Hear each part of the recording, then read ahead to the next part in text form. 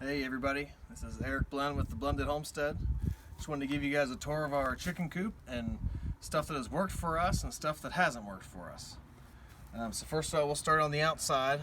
I built this. It's just a simple 4x8 chicken coop. You can hold up to, we're probably maxed out right now with 17 chickens, but we have a larger size run, so we're able to have a lot more chickens. Because they're able to get out and get a lot of their food. So right now we'll start on the outside. This is our nesting box. So we like it because it's outside, so to get the eggs you don't have to go in the chicken coop and walk on the poop. So the important things, you should have a nesting box, at least one nesting box for every 4 hens. And it's not an exact science. I've actually seen 2 hens laying in the same nesting box and then having 2 and none of the other ones, so they didn't get the memo on the ratios. I got some of our wood chips. These wood chips, we have a wood chipper, and so we make all our own wood chips. We found out the thinner wood chips are much better at absorbing a lot of the nitrogen from them. You can get free wood chips, but you just want to have them smaller because you want more surface area to be able to soak up all the nitrogen. So this works perfectly. And also, we probably during the summer, we will exchange this out and change this out probably every week or every 2 weeks. Depends on how many chickens you have and how much they're inside. Definitely something to keep an eye on. Next thing you're gonna look at is why you have a trash can in your chicken coop. Ours is different. I found this design online and kind of altered it for us. So we don't have a barn to store all of our chicken feed. So I'd like to buy a bag, 50-pound bag, and fill it up and store it, as well as have a feeder for them as well. So this trash can can hold a 50-pound bag of feed, whichever feed is best for you. And down here you can see I've taken 90-degree PVC elbows, and the chickens will stick their heads in and they'll eat. The important thing about that is they won't scratch it out. If you just have a pan, they'll scratch out and decide what they want and what they don't want.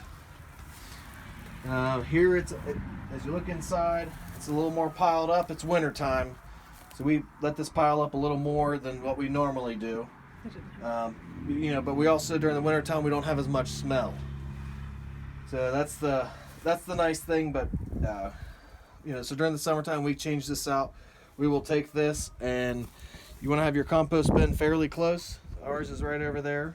We take it over the compost it for at least 30 days, and that'll get it all broken down enough and be perfect for your garden. Right here you can see this chicken, just once they know that your feed's in there, they'll eat in there just perfectly. The only thing that I don't like about this is that they're more vulnerable when their head is in there. If there's another chicken that wants to peck at them, that they're going to be pecking at them on a regular feed if they're going to be using this or using another one as well. Our water right now, I'm just using a regular waterer. We used to have a 5-gallon bucket, and we used to use these poultry nipples, but I'd like to get this set up where I can have a rain barrel hooked up to these nipples. So hopefully I might be able to do a video for how to build that later on down the road. But with 17 chickens, I fill this up probably once every 3 days. So it's not like I have to go out here every day. Another disadvantage about this is that it freezes. You also want to make sure you have plenty of roosts. So they've roosted on these 2x4s. These are just pieces of cedar that I got a variety of sizes, and we ran electricity to this coop. So right here you can see our electric fence. That's right where it hooks up. I have a light in here, and I put an outlet in as well. So if I want to hook something else up, a heater to keep the water from freezing, I can do that as well. And another thing important is to have minerals and calcium for them as well. So if they don't get enough calcium from their feed, you can see they can get it from here.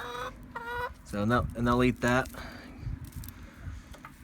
if they're not getting enough, and then that'll help you out and get nice strong eggs, as well as it'll help them digest their food. We'll work our way outside. This is our door. They're gonna come out. That's okay. Our door, we have a simple one right now. With us rotating them, what I'd like to do on my next coop is actually have 3 doors, so that I can rotate the fence on either side, so that we don't have one spot that is mud.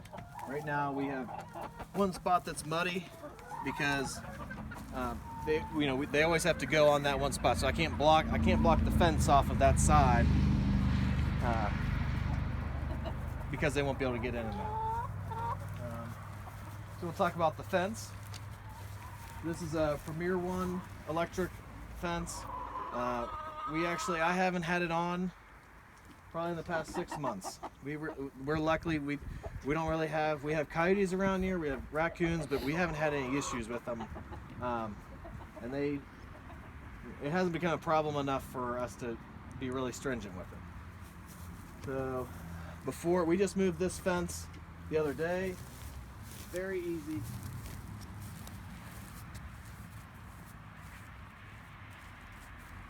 Just pick it up and move it. So this fence acts as our predators for our chickens. Acts as a predator to keep them all together, keep them where we want them to utilize them best. If you look right over here, right where we were standing before, this is where they were before. You can definitely see a line. Right here is where the fence was, right where I'm standing. You definitely see a line where they were because of their poop. It's a little darker, but this is this kind of grass gets brown every winter.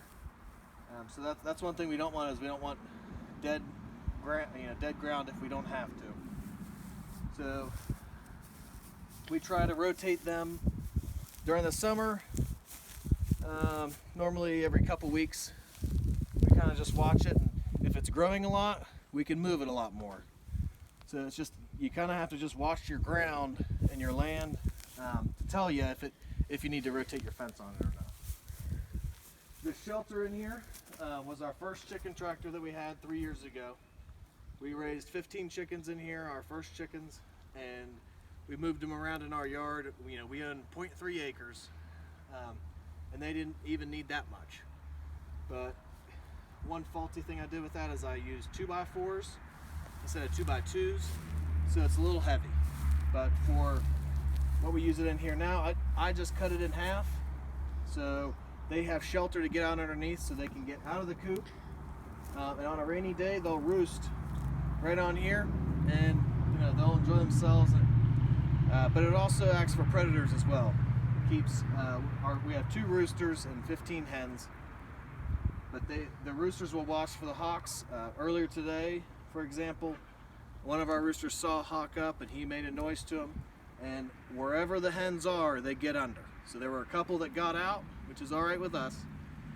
The ones that got out ran under the deck, and the ones that were in here ran underneath this old chicken tractor, and then some of them ran inside. So they have their communication system saying there's predators around, get under. But you can see back here, this is the spot that I don't like, just because it's muddy and we're not getting anything to grow here. That's due to the chickens scratching, but also due to the amount of nitrogen that they put on the ground. It's hard for stuff to grow that quickly on it. So we're hoping to get that solved maybe this summer and get some more stuff growing on here. But we just want to minimize the amount of erosion. So I think that's all. We really appreciate you guys taking a tour of our chicken coop. If you have any other comments or suggestions on ways we can make it better, we'd love to hear from you. So thanks for following us. Like us on Facebook and subscribe to us on YouTube. Thanks a bunch. This is Eric Blum with Abundant Homestead. Have a good day.